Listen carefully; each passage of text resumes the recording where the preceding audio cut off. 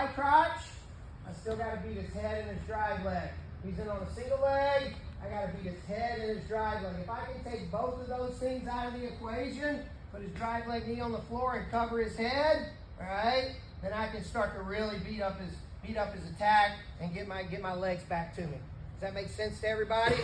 So in order for me to be vertical and lift heavy things, all right, I got to have a drive leg and my head's got to be up. My knees start getting to the floor, my head start getting to the mat. It's tough for me to lift heavy things, all right? So he's gonna shoot low single.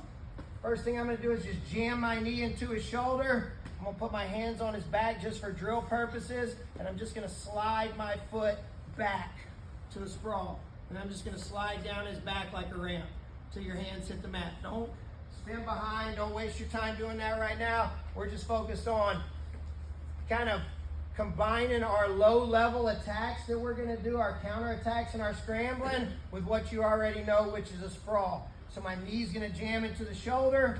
For drilling purposes, I'm going to put my hands on his back. In a match, I wouldn't. I'm just going to hammer him with my hips, but I'm just sliding my foot back till my belt buckle hits, and I'm just going to slide down his back, okay? Any questions here?